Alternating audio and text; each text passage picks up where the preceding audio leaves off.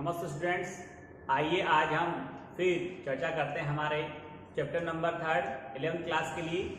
Trigonometric function हम पढ़ रहे थे और उसमें हमने कोण को मापने की पद्धतियां और उनका एक दूसरे में एक्सचेंज कैसे करते हैं वो पढ़ा था।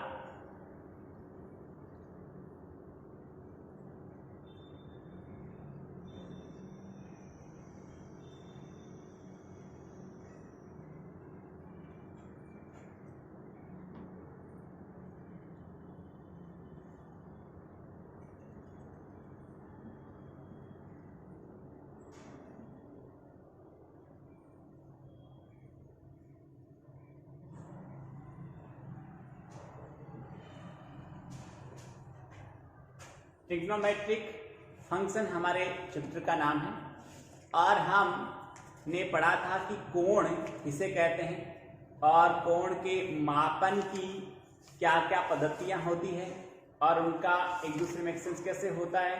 साथ ही साथ हमने पढ़ लिया था 13.1 के डाउट नंबर 5th तक मैं आपको एक्सप्लेन कर चुका हूं। हमारा जो चैप्टर है वो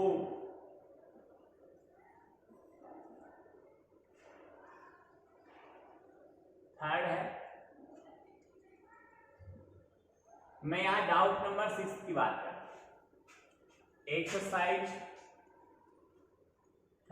3.1 है और मैं यहां डाउट नंबर 6 की बात कर रहा हूं। यदि दो वृत्तों के समान लंबाई वाले चाप अपने केंद्रों पर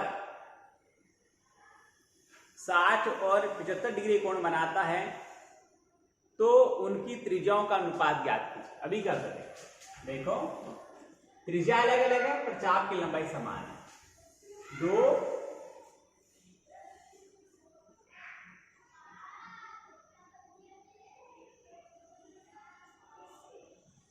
अलग अलग वृत्तों में समान लंबाई के चापों द्वारा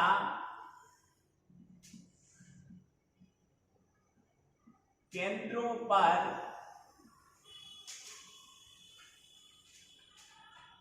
अंतरित कोण या बने हुए कोण वो है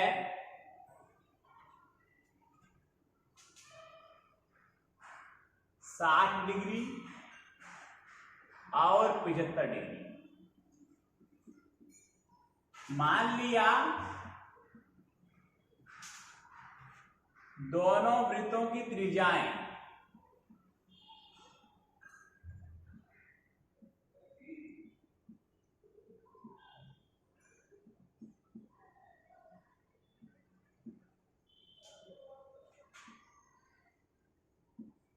क्रमशः R1 व R2 है। सवाल की प्रतिबद्धता के अनुसार, सवाल ने कहा चाप समान है, सवाल की प्रतिबद्धता के अनुसार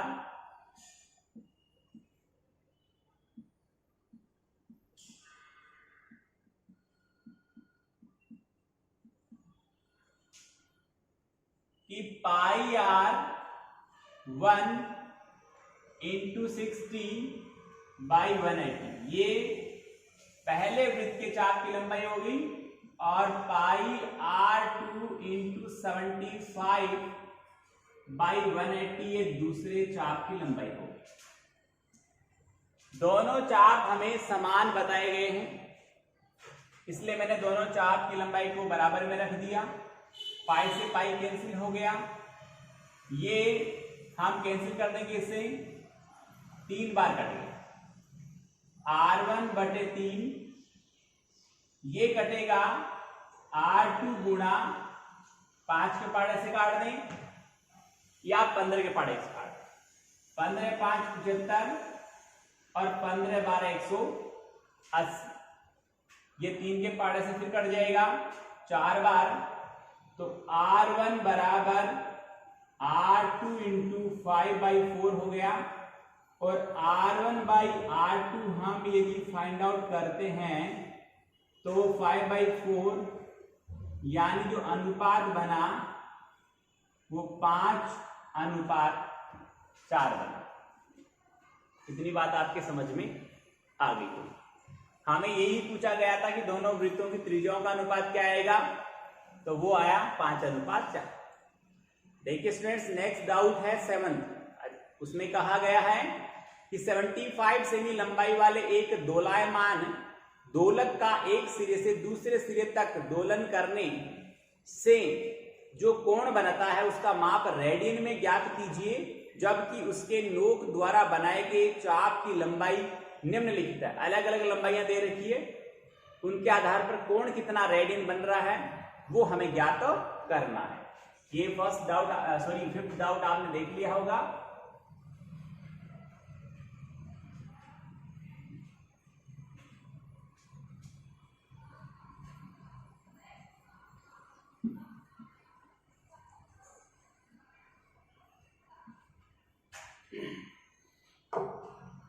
हमें ये बोला गया है 75 सेमी लंबाई वाले। देखना 7वां डाउट है।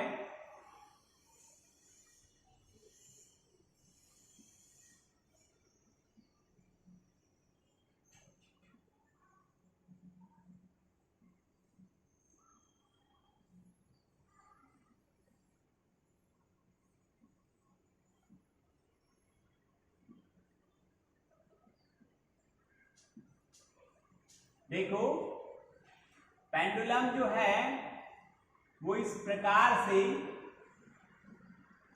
होता है। ये इसका सेंटर है और ये यू इस तरह से गति करता है।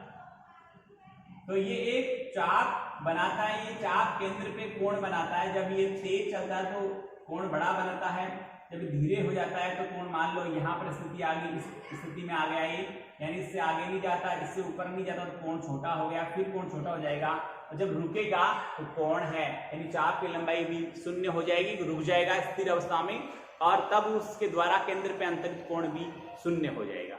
तो मैं आपको ये बताना चाह रहा था कि ये जो दोलक है, पेंडुलम से बोलते हैं, ये दोलक जो है उसकी लंबाई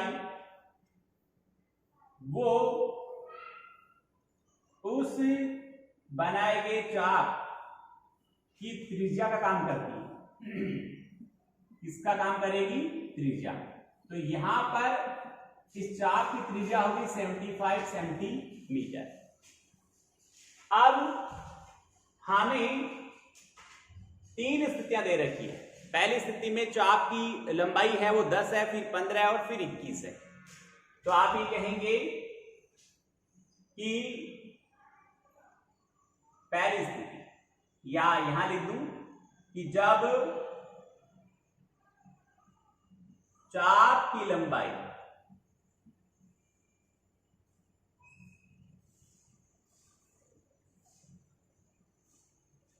इसे L कहते हैं वो बराबर 10 सेमी है, तब क्या होता है? तो L का मैं सूत्र लिखूंगा पाई आर थीटा बाई 180 और वो आ गया 10। देखिए स्टूडेंट्स, यहां पर दूसरा सूत्र भी मैंने बताया था आपको कि त्रिज्या इंटू रेडियन कोण, त्रिज्या इंटू रेडियन कोण बराबर भी चाप की लंबाई, ये सूत्र भी होता है। त्रिज्या हमारे पास पड़ी है कितनी? त्रिज्या है 75 और इंटू ये हो गया हमारा रेडियन कोण।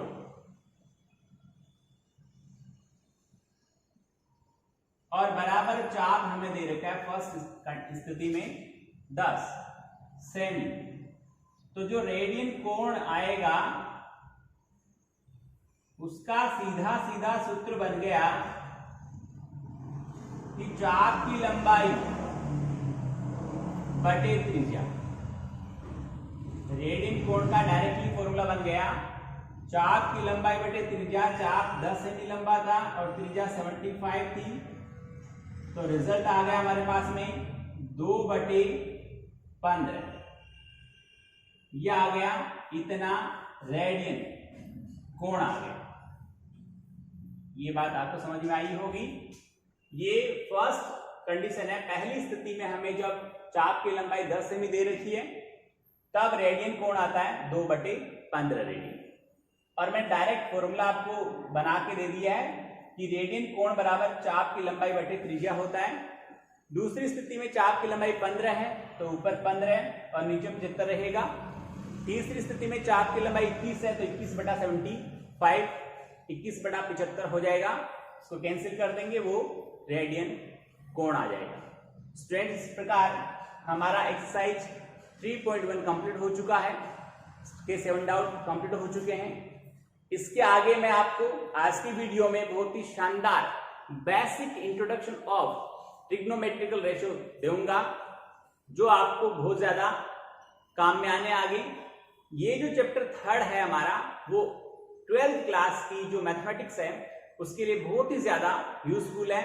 एज ए मैं बेस कहूं, एज ए आधार कहूं, या सब कुछ कहूं कि जब आपको ये आएगा अच्छी तरह से तो ही आपको 12th की मैथ्स आएगी।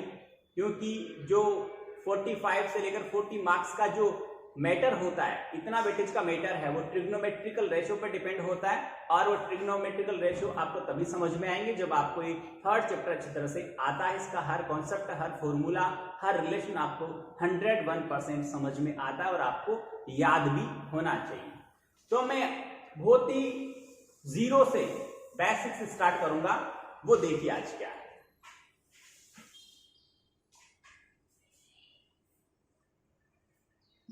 स्टूडेंट्स, हमने 10th क्लास में त्रिकोणमितीय अनुपात पढ़े थे। एक समकोण त्रिभुज की भुजाओं के आधार पर, साइन बराबर लंब बटे कर्ण, कोस बराबर आधार बटे कर्ण। इस तरह से हमने एक समकोण त्रिभुज की भुजाओं के साथ त्रिकोणमितीय संबंधों को पढ़ा था। उनके पदों में, भुजाओं के पदों में त्रिकोणमितीय संबंधों को पढ़ा था। आज हम क्या पढ़ेंगे? उन्हीं त्रिकोणमितीय संबंधों को हम रेडियन कोण और त्रिकोणमितीय जो सर्वसमीकरण हैं उनके रूप में पढ़ेंगे। वो किस प्रकार है देखिए जरा। मैं एक यहां पर डायग्राम बनाता हूं, उसका ऑब्जर्वेशन आपको बहुत कुछ सिखा देगा।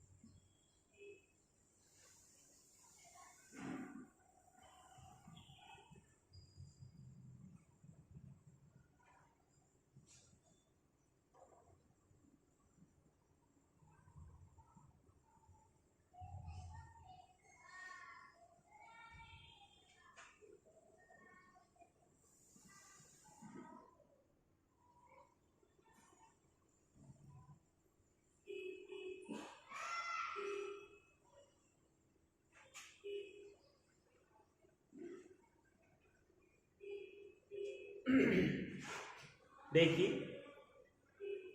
मैंने एक इकाई वृत्त लिया है। इकाई वृत्त का मीनिंग होता है जिसकी त्रिज्या 1 सेंटीमीटर होती है, उसे इकाई वृत्त कहते हैं। और उसकी परिधि पर एक बिंदु P की कल्पना की है जिसके निर्देशांक a, b है। यहां पर एक समकोण त्रिभुज OMPB मैंने बनाया है। इसका आधार A है और लंब B है। तो कर्ण आप जानते हैं, पाइथागोरस थ्योरम के अकॉर्डिंग आधार स्क्वायर प्लस लंब स्क्वायर का अंडर रूट होगा, और वो आधार स्क्वायर प्लस लंब स्क्वायर का रूट किसके बराबर होगा? 1 के बराबर होगा। सर आपको ये कैसे पता चला? A का वैल्यू भी नहीं मालूम है, B का वैल्यू भी नहीं मालूम है, फिर आधार स्क्वायर प्लस लंब स्क्वायर का रूट 1 कैसे आया? कर्ण बराबर आधार स्क्वायर प्लस लंब स्क्वायर आपने ज्ञात कैसे किया?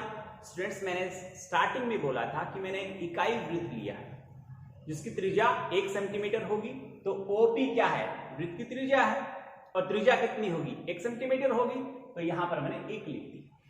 और according to Pythagoras theorem a² + b² = 1 हो जाएगा। इतनी बात आपको अच्छी तरह क्लियर है। फिर मैं कह रहा हूं कि माना ये जो चाप, ये चाप है हमारा AB, वो चाप x इकाई लंबा, ये लो सर, ये भी x कैसे हुआ बताता हूं। इकाई वृत्त के द्वारा किसी चाप द्वारा केंद्र पर बना जो कोण होता है, वो कोण सदैव चाप की लंबाई के बराबर ही होता है। यदि ये APX है तो ये कोण हमारा है वो कितना है, x रेडियन है। रेडियन कोण की परिभाषा में मैंने आपको ये पढ़ाया था। मैं मान लेता हूं चाप PA द्वारा केंद्र O पर अंतरित कोण x रेडियन है। सारी भाषा जो मैं बोल रहा हूं वो याद रखना, याद नहीं रहे, समझ में नहीं है तो 2 बार इसको रिपीट करके देखना। बहुत अच्छा बेसिक है, बेसिक जितना अच्छी तरह से पढ़ोगे मेरे साथ उतना ही आपको ये चैप्टर अच्छे से समझ में आएगा। तो मैंने कहा कि कोण जो AOP है वो x रेडियन है।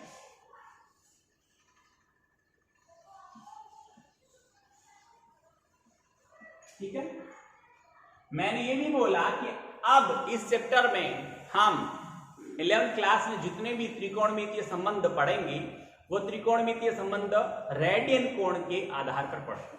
तो यहां मैं बात करता हूं कोस की। कोस x रेडियन का वैल्यू कितना है, कोस बराबर आप जानते हैं आधार बटे कर्ण होता है। हम समकोण त्रिभुज इसकी बात कर रहे हैं, ये रहा OMP। यहां पर जो समकोण त्रिभुज हमें लेना है जो आपको दिख रहा है वो है OMP। इसका आधार स्मॉल a है, लंब स्मॉल b है और कर्ण 1 है। तो आधार हो गया स्मॉल a और कर्ण हो गया 1, तो रिजल्ट आया इसके बराबर a के बराबर। इसका वैल्यू cos x का वैल्यू स्मॉल a हो गया। इसी तरह मैं वैल्यू निकालता हूं sin x, x रेडियन में है। साइन का वैल्यू होता है लंब बटे कर्ण, यहां लंब b के बराबर है, कर्ण 1 है, तो इसका रिजल्ट किसके बराबर आया, b के बराबर। पर आप जानते हैं, अभी मैंने बताया आपको, यदि मैं इस त्रिभुज समकोण त्रिभुज OMP पर पाइथागोरस थ्योरम यूज करता हूं तो यहां पर क्या आता है कि आधार स्क्वायर प्लस लंब स्क्वायर बराबर कर्ण स्क्वायर। एक का स्क्वायर तो एक ही रहेगा, तो यहां पर स्क्वायर लगाता हूं या नहीं लगाता हूं कोई फर्क नहीं पड़ेगा। a किसके बराबर है, a है हमारा कोस के बराबर, तो a square means cos square x और b square means sine square x is equal 1। ये जो आप सर्वसमीका पढ़ते आए हो 10th क्लास में, प्रथम जो आइडेंटिटी है, फर्स्ट जो सर्वसमीका है sine square theta plus cos square theta बराबर 1, यानी ये सर्वसमीका वापस प्राप्त हो गई। मैंने कहा हम यहाँ त्रिकोणमितीय जो अनुपात हैं उनको पढ़ेंगे रेडियन कोण और त्रिकोणमितीय संबंधों की सहायता से। तो यहाँ पर एक इकाई त्रिज्या के वृत्त में यदि किसी चाप द्वारा उतना ही कोण रेडियन में केंद्र पर अंतरित होता है तो उस उस वृत्त में उसकी त्रिज्या साइन स्क्वायर x प्लस यानी साइन स्क्वायर रेडियन कोण प्लस कोस स्क्वायर रेडियन कोण के बराबर होती है।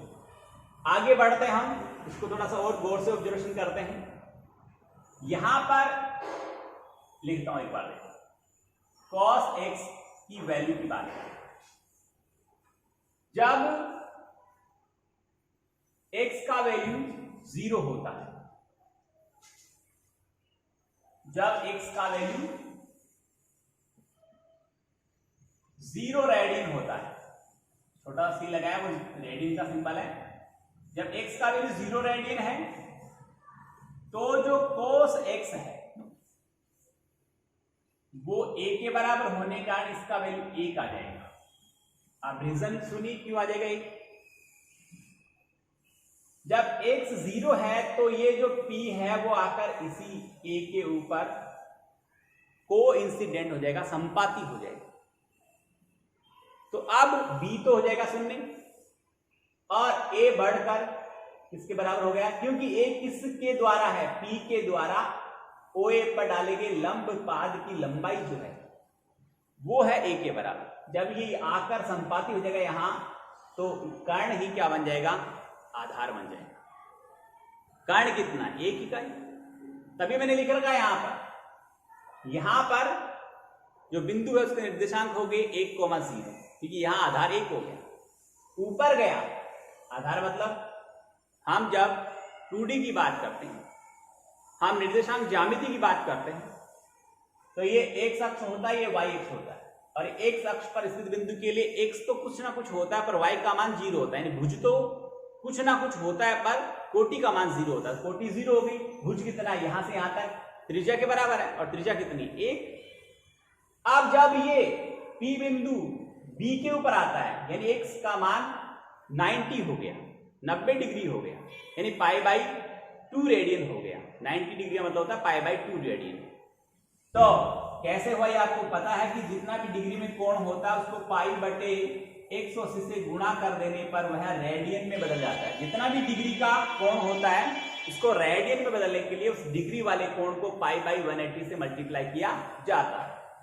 तो ये हो गया 2 बार कैंसिल, तो π/2 रेडियन होता है। 90 डिग्री बोल दो या π/2 रेडियन बोल दो। जब x का वैल्यू π/2 रेडियन होता है तब यहां पर P बिंदु यहां आ जाता है। तब जब ये P बिंदु यहां आता है तो त्रिभुज की स्थिति समझिए क्या होगी, वहां पर आधार 0 हो जाएगा, आधार गायब हो जाएगा, सिर्फ लंब बचेगा। किसके बराबर, त्रिज्या के बराबर। तो यहां पर लंब कौन होगा, लंब है y x की डायरेक्शन में, तो y x यानी यहां पर कोटि का मान 1 हो जाएगा और भुज का मान 0 हो जाएगा। तो मैं इसी स्थिति को यहां पर डिनोट करता हूं। जब x का वैल्यू 0 है तो यहां का cos x का मान 1 आएगा, समझ लीजिए। फिर x का वैल्यू जब π/2 रेडियन होता है तब क्या होता है कि जो cos x है उसका वैल्यू 0 हो जाता है। जब x का वैल्यू पाई रेडियन होता है तब